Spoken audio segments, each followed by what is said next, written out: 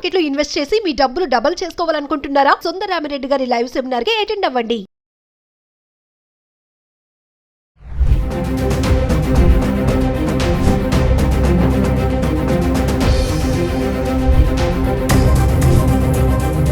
Hello viewers, welcome back to Suman TV. The great grandson freedom fighter Kanneganti Hanumantrao garu PhD in American Studies, అమెరికాలో ఉన్నటువంటి 12 యూనివర్సిటీస్లో expertise, అంతేకాకుండా centre for human security studies founder and executive director Ramesh Kanneganti గారు మనతో పాటు ఉన్నారు. సార్తో మాట్లాడదాం. నమస్తే సార్. నమస్తే నవీన గారు. నమస్తే సార్. ఇప్పుడు కెనడా కూడా ఒక బర్నింగ్ టాపిక్ అయిపోయింది. అంటే ట్రంప్ ఎఫెక్ట్ ఏదైతే ఉందో అది కెనడా మీద కూడా పడింది అనుకోవచ్చు. ఇమీడియట్గా అక్కడ ఉన్నటువంటి మన ఇండియన్ స్టూడెంట్స్ని డిపోర్ట్ చేసేస్తున్నారు. దీన్ని ఎలా చూడొచ్చు అంటారు? అసలు ఎందుకు ఎఫెక్ట్ పడింది అంటే ఏం చెప్తారు? 100% మేడం. నేను సుమన్ టీవీలో కరెక్ట్గా మనము జనవరి 20, 2025 మనం మాట్లాడుకున్నప్పుడే నేను చెప్పాను, ట్రంప్ ఎప్పుడైతే 100 ఎగ్జిక్యూటివ్ ఆర్డర్స్ సైన్ చేశాడో అప్పుడే చెప్పాను మీకు, మేడం రాబోతున్న 100 రోజుల్లో ట్రంప్ చేసే అన్ప్రెడిక్టబుల్, అంటే ఊహించలేనంత, ఊహకు అందనంత, మన ఊహకు అందనంత నిర్ణయాలు తీసుకుంటాడు. ఆర్థికంగా, రాజకీయంగా, సామాజికంగా, శాస్త్రపరంగా, సాంకేతికంగా, technological, political, economic, business, trade. Trump is going to create his own mark. He will be a trendsetter, and also he does believe in doing things which people cannot even expect. So that is his way of taking decisions. That is his leadership style. So అది అప్పుడే చెప్పాను. దాంట్లో భాగంగా I'm not surprised. 100% Donald Trump ఏదైతే చేశారో దాని పక్క దేశమైన కెనడాలో జస్టిన్ ట్రూడో ఇప్పుడు Canadian prime minister. America, Canada రెండు పక్కపక్కన ఉన్న నైబరింగ్ కంట్రీస్.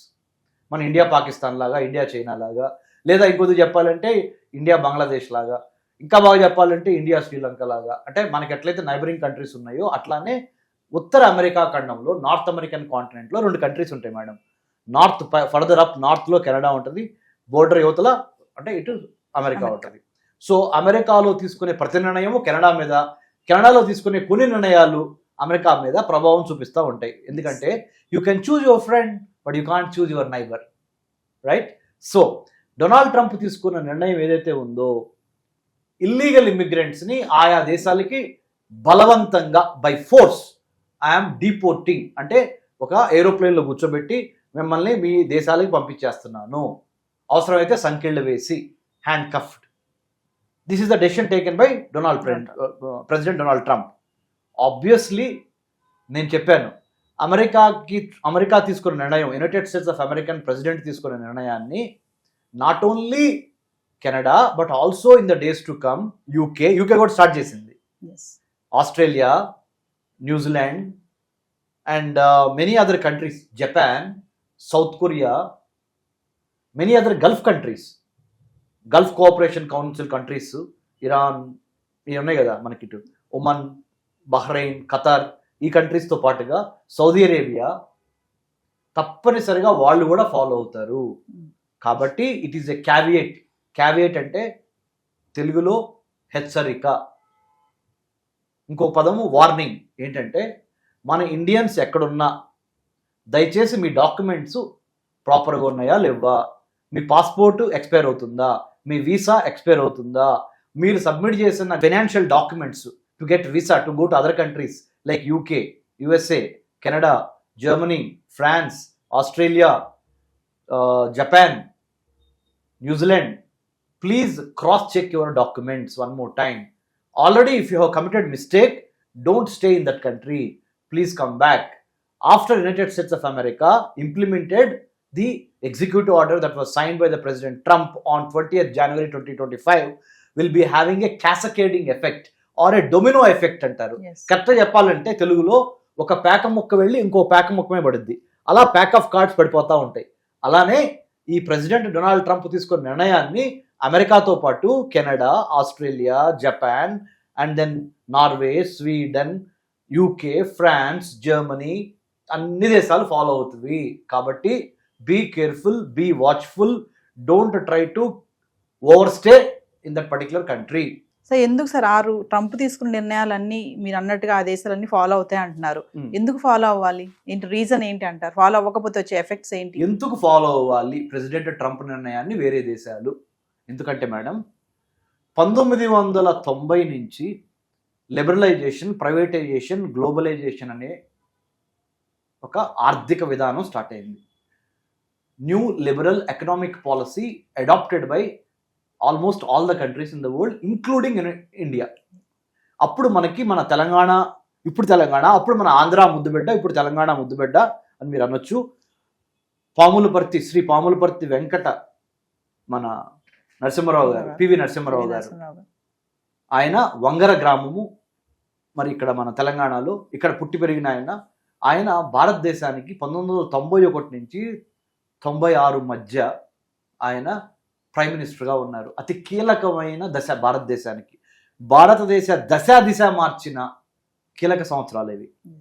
అంటే సంకీర్ణ ప్రభుత్వంతో ఎప్పుడైనా తుమ్మితే ఊడిపోయే ముక్కులాగా అలాంటి ప్రభుత్వాన్ని ఆయన తన యొక్క అపర చాణక్య నీతితో, చాకచక్యంతో, అంటే his state craft has been so powerful, so calculative, so strategic in nature, he could navigate the troubled waters then and bring prosperity to India, including the late Prime Minister Dr. Manmohan Singh sir, an exceptional individual and a fine human being, Dr. Manmohan Singh sir, and Sri P.V. Narasimha Rao sir, the late Prime Minister again. Both of them, they have also got liberalization, privatization, globalization to India. ఇలా ప్రపంచంలో ఉన్న దేశాలన్నీ 1991 నుంచి నవీన గారు 2020 వరకు liberalisation, privatisation, globalisation బాగా నడిచింది. ఎప్పుడైతే కోవిడ్ వచ్చిందో, కరోనా వైరస్ 2019లో లాస్ట్లో స్టార్ట్ అయ్యి 2020, 2021 వరకు, 2022 వరకు తన ఎఫెక్ట్ని చూపించిందో, ప్రపంచ దేశాల్లో ఒక రకంగా లోకలైజేషన్ అనేది ఎక్కువైంది. అంటే ముందల మా దేశానికి సంబంధించిన, మా దేశ పౌరులకి విద్య, వైద్యం, ఆరోగ్యం, ఉపాధి అనే వాటి మీద మా ప్రభుత్వం మమ్మల్ని పట్టించుకోవాలి. దాని తర్వాతే వేరే దేశస్తుల నుంచి వచ్చిన వాళ్ళని కానీ, వేరే ఇమ్మిగ్రెంట్స్ అనండి, లేకపోతే వేరే దేశాల నుంచి వచ్చి ఇక్కడ చదువుకుంటున్నా లేకపోతే ఉద్యోగం చేసుకుంటున్నా వాళ్ళకే తర్వాత చెందాలి అనే ఒక స్పృహ ప్రపంచవ్యాప్తంగా అన్ని దేశాల్లో వచ్చింది. Localization has become now the new globalization. Localization now has become the new normalization. Localization now has become the new universalization. First లోకల్స్కి అవకాశాలు ఇచ్చి, లోకల్స్ చక్కగా ఉన్నప్పుడే, ఈ ప్రాంత వాసులు ఇక్కడ పుట్టి పెరిగిన వాళ్ళు హ్యాపీగా ఉన్నప్పుడే తర్వాతే మీరు వేరే దేశస్తులకి, అంటే తెలుగులో చెప్పాలంటే అయిన వాళ్ళకి ఆకుల్లో, కాని వాళ్ళకి కంచాల్లో పెట్టే విధానాన్ని మార్చుకుందాము అనే ఒక స్పృహ అమెరికాతో పాటుగా చాలా అమెరికా మిత్రపక్షాల్లో కూడా, మిత్రపక్షాలే కాదు మిగతా అందరిలో వచ్చింది అది. కాబట్టి these are the reasons why localization has become now a new normalization. అంటే సార్ ఒక క్వశ్చన్ చెప్పండి, ఇప్పుడు అమెరికా వచ్చేటటువంటి వాళ్ళందరూ కూడా వలస ఎవరైతే వస్తున్నారో డైరెక్ట్గా కాకుండా ఇట్లా వేరే దేశాల నుంచి అమెరికా వస్తున్నారు అనేది ట్రంప్ వాదన అంటారా? అంటే ఇప్పుడు లైక్ కెనడా తీసుకుందాం, మనము కెనడాని మిస్యూజ్ చేసుకుని అమెరికా వస్తున్నారు అనే వాదన ఏమంటారు? కరెక్టే అది. కెనడాని మిస్యూజ్ చేసుకుని అమెరికాలోకి వెళ్ళిన వాళ్ళు చాలా మంది ఇండియా నుంచి, చాలా మంది ఉత్తరప్రదేశ్, హర్యానా, కేరళ, కొంతమంది ఆంధ్ర, తెలంగాణ, పంజాబ్ నుంచి చాలా ఎక్కువ మంది కెనడాకు వెళ్ళి కెనడాలో చదువుకోవడానికని స్టూడెంట్ వీసా తీసుకుని వెళ్ళి ఫీజులు కట్టి కొద్దిగా కట్టి కెనడాలో లిబరల్గా ఉంటాయి యూనివర్సిటీస్, అక్కడ అడ్మిషన్ తీసుకొని అక్కడికి వెళ్ళిన తర్వాత 2-3 నెలల తర్వాత ఆరోగ్య రీచో, క్లైమేట్ రీచో అనుకూలించట్లేదని చెప్పి అడ్మిషన్ క్యాన్సిల్ చేసుకొని డబ్బులు వాపస్ తీసుకొని, కెనడా లిబరల్ కంట్రీ అని చెప్పాను నేను, డబ్బులు వాపస్ తీసుకొని అక్కడ యూనివర్సిటీస్ మళ్ళీ వాపస్ ఇచ్చినాయి. ఆ డబ్బులతో మధ్యవర్తుల్ని, దళారుల్ని నమ్మి అమెరికాకి కెనడాకి ఉన్న బోర్డర్ దాటి అమెరికాలో ప్రవేశించినప్పుడు అమెరికాలో ఉన్న United states customs and immigration service కానీ, ఐస్ అంటే మన కస్టమ్స్ ఎన్ఫోర్స్మెంట్ ఏజెన్సీ అంటారు అమెరికాలో, అది కానీ పట్టుకోవడం జరిగింది, ఇన్వెస్టిగేషన్ చేయడం జరిగింది. వాళ్ళకి అర్థమైంది ఏంటంటే ఇండియా నుంచి టౌట్స్, దళారులు, మధ్యవర్తులు, బ్రోకర్లు మీరు ఏవైనానండి వాళ్ళని పట్టుకొని, అంటే కరెక్ట్ ఇంటెన్షన్స్తో కాకుండా, మంచి ఇంటెన్షన్తో కాకుండా, మంచి ఉద్దేశంతో కాకుండా తీసుకున్న వీసా ఒకటి లోపలికి చొరబడి వేరే పనులు చేయడం అనేది దొరికింది. కాబట్టి ప్రెసిడెంట్ ట్రంప్ తన నిర్ణయాన్ని మార్చుకున్నాడు. ఏమని? కెనడా బోర్డర్ని స్ట్రెంగ్థెన్ చేయటం, కెనడాకి అమెరికాకి ఉన్న బోర్డర్ని, తర్వాత మెక్సికో నుంచి కూడా చాలా మంది లోపలికి వస్తున్నారు. దాన్ని స్ట్రెంగ్థన్ చేయటము, వాల్ కడతాము, యుఎస్ మెక్సికో మధ్య మెక్సికో మధ్య. వాల్ కడతాము. కెనడాని ఏమంటున్నాడు, అవసరమైతే నువ్వు చాలా వరకు నీ యొక్క సెక్యూరిటీ మేము చూస్తున్నాం కాబట్టి, నువ్వు డబ్బులు ఇవ్వట్లేదు కాబట్టి, నార్త్ అట్లాంటిక్ ట్రీటీ ఆర్గనైజేషన్ కానీ ఇంకోటి కానీ దాంట్లో మేము we are protecting you Canada. You don't have very good standing army, you don't have very good arms ammunitions and other technology. We are taking care of you, but you are not paying anything to us. Let's do one thing. రాజ్యంగా మీరు బతకాల్సిన అవసరం లేదు. You don't need to be an independent country. Be part of America as a 51st state of United States of America. మాలో కలవండి. America సంయుక్త రాష్ట్రాలు 50 ఉన్నాయి కదా, మీరు 51వ రాష్ట్రం అండి. మీ మంచి చెడు మేము చూసుకుంటాం. ఎదురు మీరు మాకేం డబ్బులు కట్టట్లేదు కదా, మీ గురించి మేమే పట్టించుకుంటున్నాం కదా, మీ మీద యుద్ధం జరిగితే మేము పోరాడడానికి రెడీగా ఉన్నాం కదా అని డొనాల్డ్ ట్రంప్ ఆ విధంగా కూడా కెనడియన్ ప్రైమ్ మినిస్టర్ జస్టిన్ ట్రూడోకి మొహమ్మద్ చెప్పేశాడు. కెనడియన్ ప్రైమ్ మినిస్టర్ జస్టిన్ ట్రూడోకి మొహమ్మద్ చెప్పాడయ్యా, నువ్వు నీ దేశాన్ని కాపాడుకోవడంలో ఫెయిల్ అవుతున్నావు, దయచేసి మా 51వ అమెరికా సంయుక్త రాష్ట్రంగా కా అని చెప్పాడు. Of course Canadians they are not happy about it. They strictly opposed whatever Trump has said.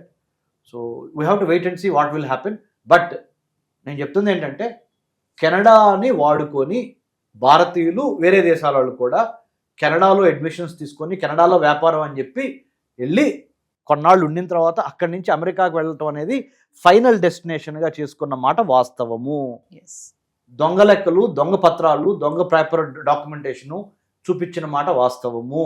కాబట్టి ప్రెసిడెంట్ ట్రంప్ అట్లా రియాక్ట్ అయ్యాడు. థ్యాంక్ యూ నవీన్ గారు.